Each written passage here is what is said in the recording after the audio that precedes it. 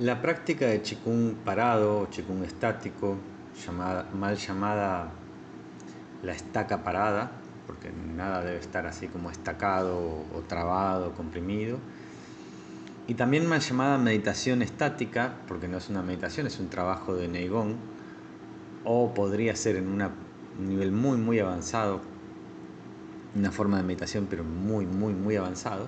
Esta práctica llamada Sansuang o Sansuangong o Yamjong o Danchen Gong tiene múltiples nombres.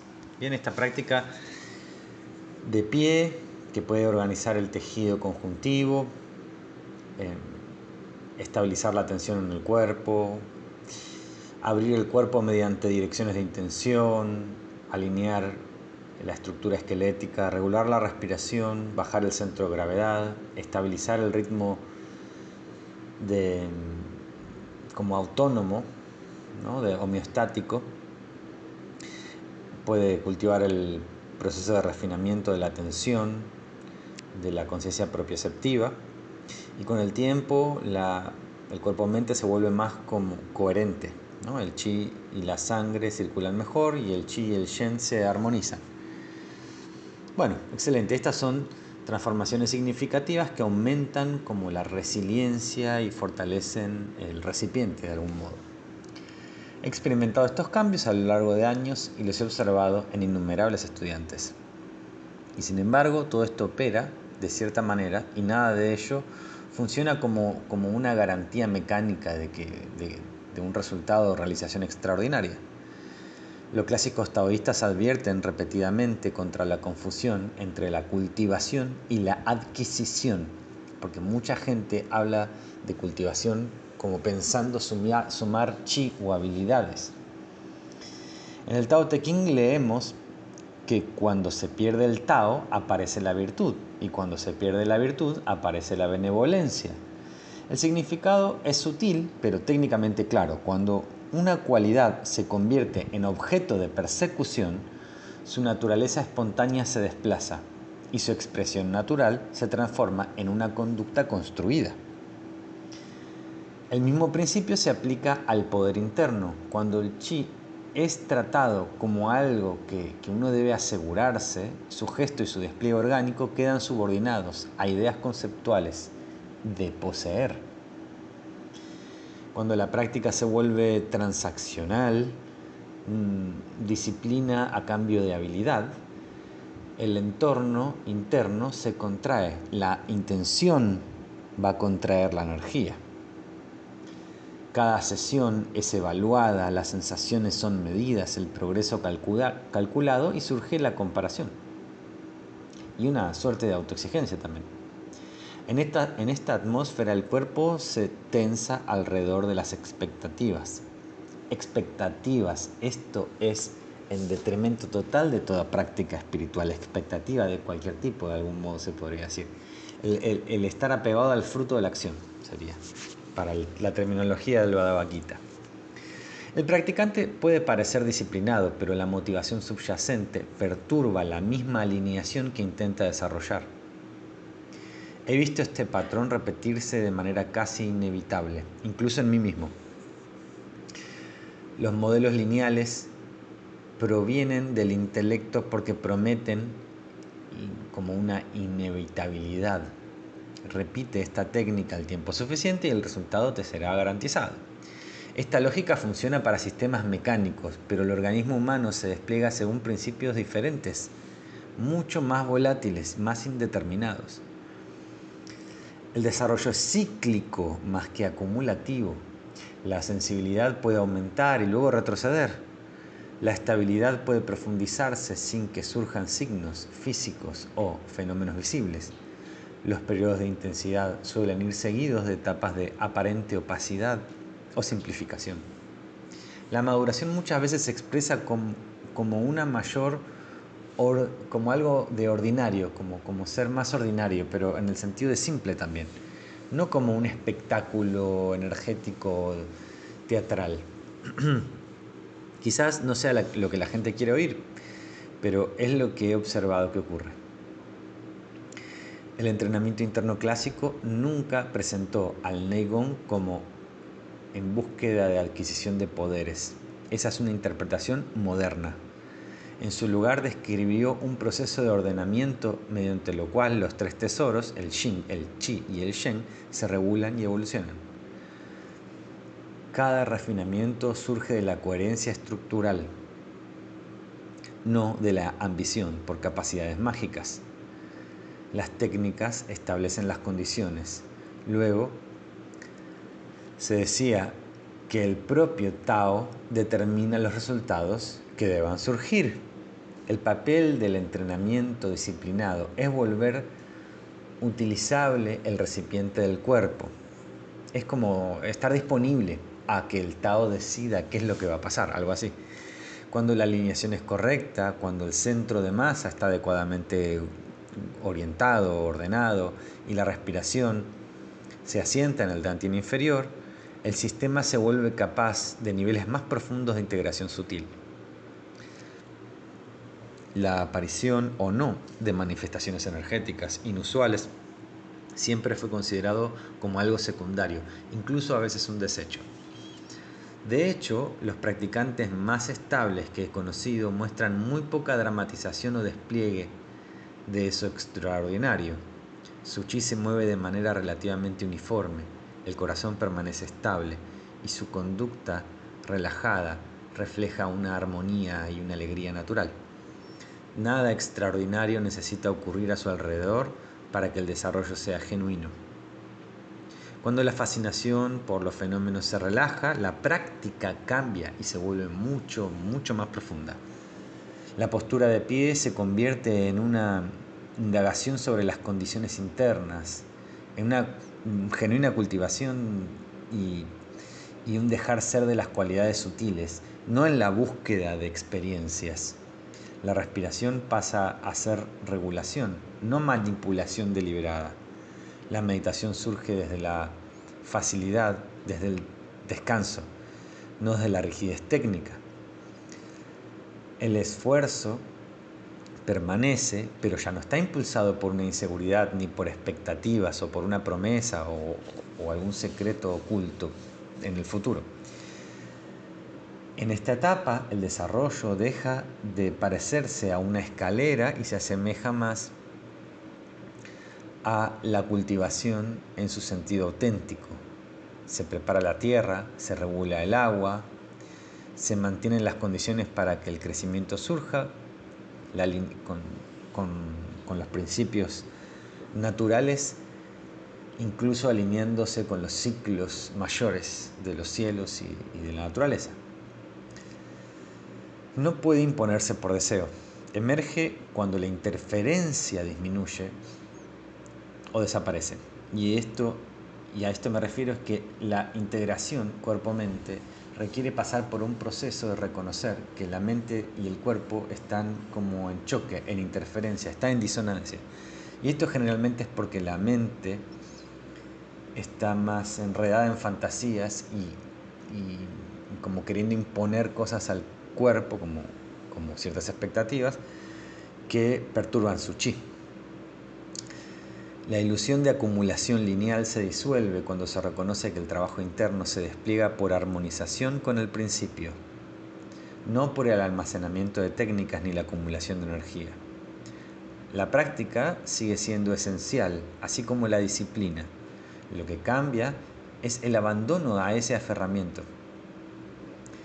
Es decir, que siempre hay como un estar listo, estar disponible, estar abierto de alguna manera.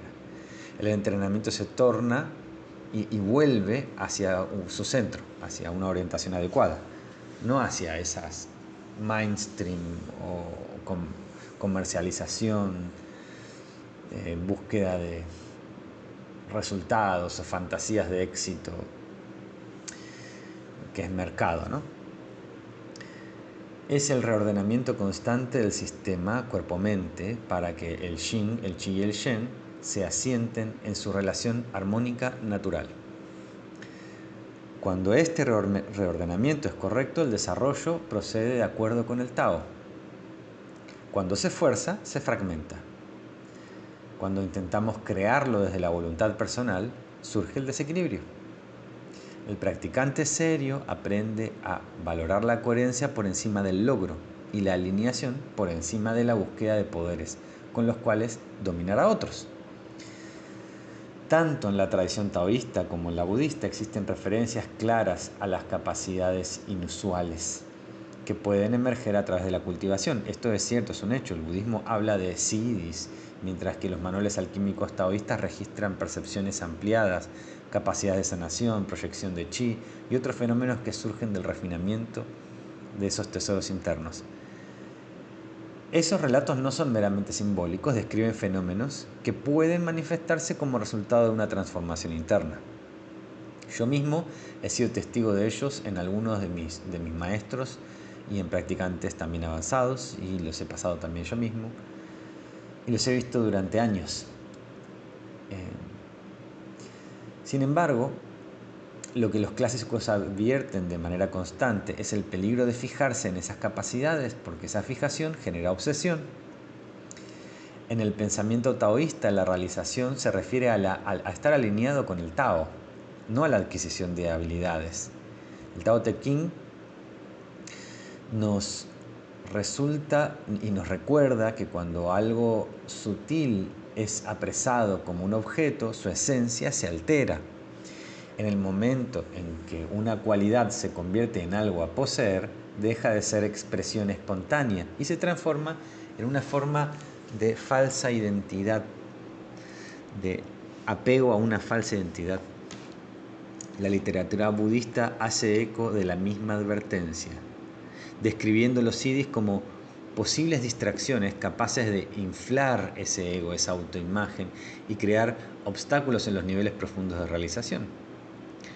Aunque difieren en el lenguaje, los principios son los mismos. El poder debe ser incidental. La claridad respecto a la conciencia de quienes somos, o sea, la búsqueda de lo que somos, es lo central. Es como la esencia, buscar la esencia de lo que somos. No potenciar la fantasía de lo que creemos ser o lo que pretendemos ser. La sensibilidad energética puede surgir a medida que el sistema se va ordenando. La capacidad de sanación puede desarrollarse cuando el chi crece y fluye suavemente a través de los canales. Todo esto es cierto, sí, pero todo ello es solo un subproducto de la estabilización del corazón. Estas expresiones son naturales de un organismo coherente y constituyen resultados funcionales de la integración de la práctica. Sin embargo, no definen nuestra madurez espiritual. La madurez espiritual concierne a la estructura de la persona y a la unificación del humano con la presencia, ¿no? Esa integración total.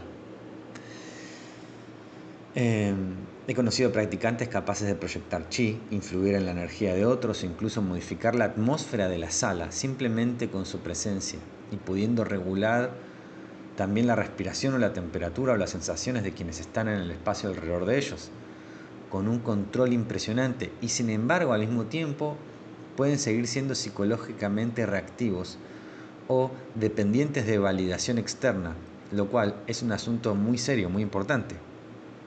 La crítica los afecta devastadoramente y el reconocimiento se vuelve tan necesario hasta al punto de volverse adictos a ello.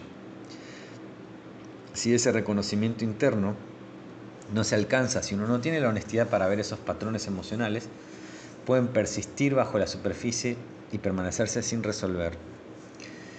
Es como mantener oculto, como potenciando la sombra de algún modo. Esto no es raro verlo en las comunidades de maestros y practicantes internos. Y he visto muchas personas mostrar siddhis y al mismo tiempo adormecer a la gente alrededor, ¿no? Porque proyectarlos hacia la promesa o hacia la idealización de entidades o una forma supersticiosa y religiosa de comprender en lugar de ver, o sea, como de nuevo mantenerse en el marco de la creencia y no de la observación directa, ¿no?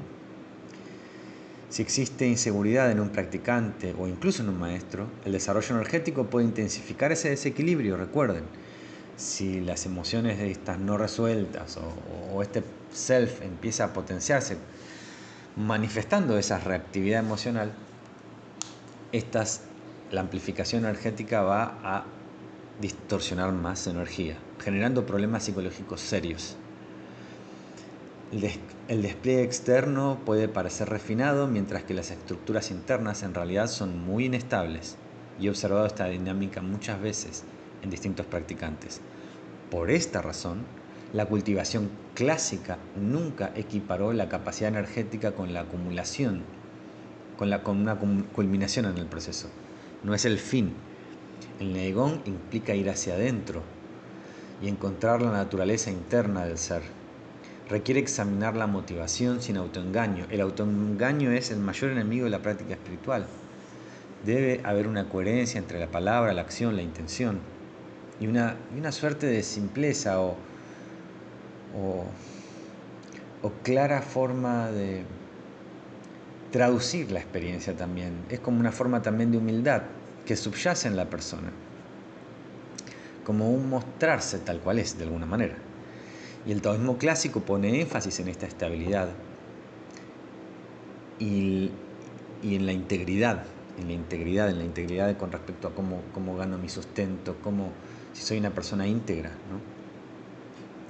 Entonces, de la virtud, estabiliza el gong como esa habilidad. Sin virtud, sin de, el poder interno permanece inestable o errático. Con de, el refinamiento energético se integra en el ser humano en forma equilibrada. La cultivación del Shen no es meramente un brillo perceptivo, es firmeza del corazón, de la mente, la capacidad de permanecer claro sin necesidad de exhibiciones extraordinarias. En una práctica madura, los siddhis no definen la realización, pero tampoco la amenazan. Si surgen, debería hacerlo como un subproducto natural, no como el objetivo. Recuerden, cuando la psique está ordenada, la presencia se vuelve silenciosa y la influencia sobre el entorno surge de manera como natural, como una forma de ser, de expresión natural desde el interior. No hay un impulso de imponerse o de competir o de buscar medallas, porque es la cualidad de la atención lo que se estabiliza, lo que debe ser estabilizado en un alto nivel. Otra dificultad dentro de la cultivación contemporánea proviene de la imprecisión de la terminología, ¿no? ¿A qué nos referimos con la palabra espiritualidad? Recuerden que el mercado toma todo y de la espiritualidad hace un negocio. Por ejemplo, circula libremente esta palabra, pero no es clara, ¿no? La palabra espiritualidad, conciencia, amor, se usan a la ligera, pero simplemente tal vez para vender algo, nada más, eso es todo, o para reafirmar una idea. Cada individuo porta a menudo, de manera inconsciente, una imagen interna de cómo debería verse esa madurez espiritual.